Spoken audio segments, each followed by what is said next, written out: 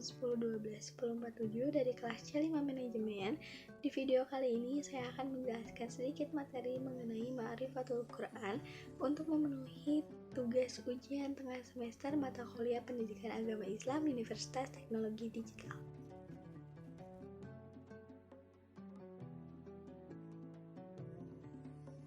Materi pertama, Ma'rifatul Quran, mengenal Al-Quran. Ta'riful Quran ialah sebuah keniscayaan bagi umat Islam. Mengenal Al-Quran ialah langkah awal untuk berinteraksi lebih jauh dengan Al-Quran.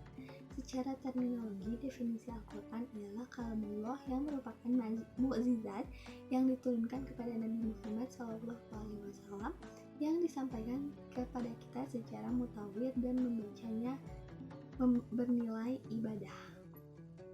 1. Kalam Allah. Al-Quran merupakan kalam Allah Subhanahu wa Ta'ala yang disampaikan kepada Rasulullah SAW melalui perantara Jibril. Diturunkan Al-Quran dengan bahasa yang dipergunakan manusia tidak membuat Al-Quran secara otomatis bukan kalam Allah dan tidak pula mencabut sisi ilahiyah dan kesucian Al-Quran. Yang kedua, mukjizat.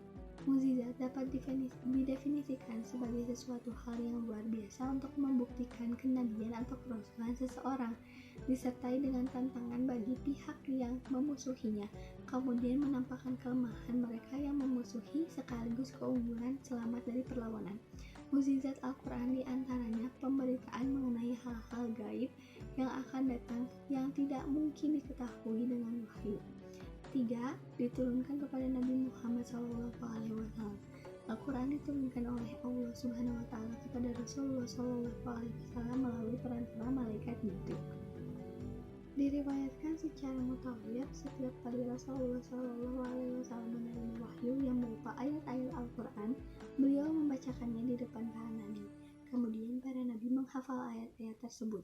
Beliau juga menyuruh kutab atau penulis wahyu untuk menuliskan ayat-ayat yang baru diterimanya itu. Penulisan Al-Quran terjamin keautentikannya serta dijamin pertanggungjawaban ilmiahnya. Yang kelima, membacanya bernilai ibadah.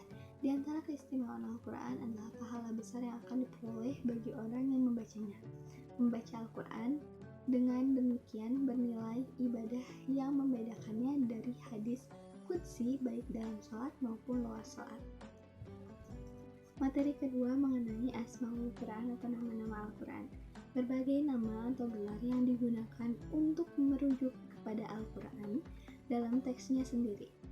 Al-Quran memiliki sejumlah nama-nama lain sebagaimana Allah sebutkan dalam Al-Quran itu sendiri.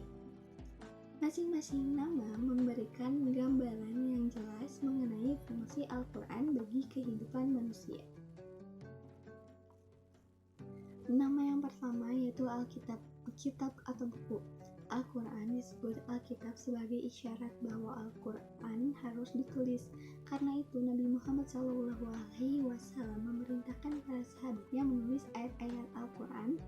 Lalu yang kedua ada Al-Huda atau petunjuk. Al-Quran disebut Al-Huda karena ia mengarahkan manusia kepada jalan yang lurus, yang menyelamatkan mereka dari keyakinan yang sesat dengan jalan membimbing akal dan perasaan mereka agar berkeyakinan yang benar dengan memperhatikan bukti-bukti kebenaran Allah SWT.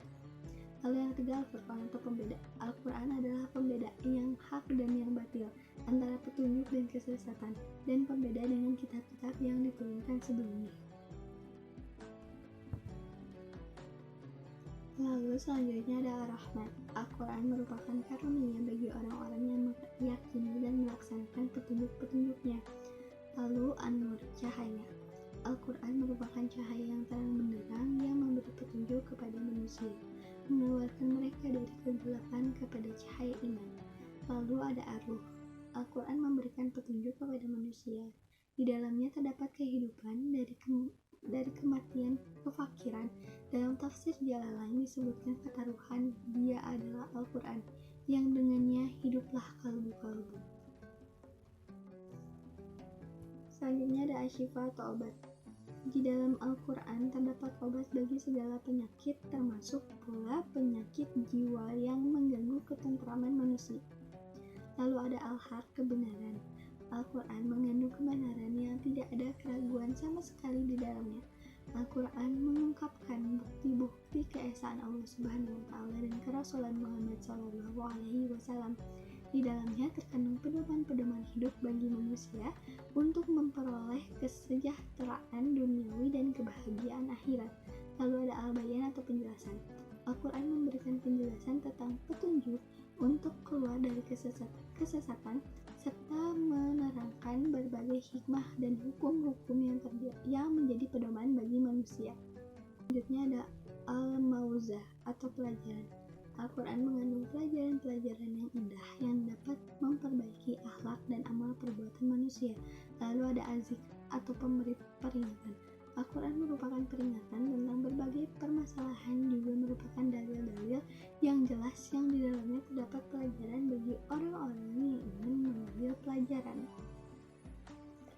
Materi selanjutnya mengenai makanatul Quran atau kedudukan Al-Quran. Yang pertama ada kitabun naba'i wal akhbar atau kitab yang berisi berita dan kabar. Al-Quran terdapat berita-berita tentang kejadian yang akan datang. Yang kedua, kitabul hukmi wal syariah, kitab hukum dan syariah. Allah Subhanahu wa Ta'ala telah menetapkan hukum dan syariat yang mengatur kehidupan manusia. Yang ketiga, kitabul jihad, kitab jihad. Al-Quran berbincang tentang jihad pada banyak ayat, yakni segala upaya dalam rangka meninggikan kalimat Allah. Yang keempat, kitab tarbiyah atau kitab pendidikan. Al-Quran kitab yang mengandung pelajaran dengan bimbingan ayat-ayatnya. Manusia jadi lebih ma'rifah tentang iman dan amal soleh. Yang kelima, minhajul hajah atau pedoman hidup. Al-Quran telah memuat seluruh pedoman yang dibutuhkan manusia. Materi selanjutnya yaitu muqtadul imani bil Quran atau mengakradi Al-Quran. Al-Unsubi melakukan interaksi yang intens dengan Al-Quran dengan cara mempelajari dan mengajarkannya kepada orang lain, meliputi bacaannya, pemahamannya, penerapannya, serta menghafal dan menjaganya, mendidik diri dengannya. Lalu ada tarbiyatun nafsihi, berusaha mendidik diri supaya sifat-sifat dan karakternya sesuai Al-Quran, tunduk terima hukum-hukumnya. Lalu ada at-taslimu li ahkamihi atau mematuhi dengan segala ketundukan dan lapang dada kepada hukum-hukum yang ada dalam Al-Quran, menyuruh orang kepadanya. Lalu ada watu ilaihi, mengajak orang lain mengikuti segala petunjuk Al-Quran dengan cinta, kepedulian, dan rasa tanggung jawab sesama muslim. Menegakkan di muka bumi atau kamatuhu fil ard, menegakkan Al-Quran dalam dirinya menjadi sebagai individu, dalam kehidupan sosial politik sebagai anggota komunitas muslimin. Itu tadi materi penjelasan mengenai ma'rifatul Quran. Semoga bisa bermanfaat. Mohon maaf apabila ada kesalahan. Wassalamualaikum warahmatullahi wabarakatuh.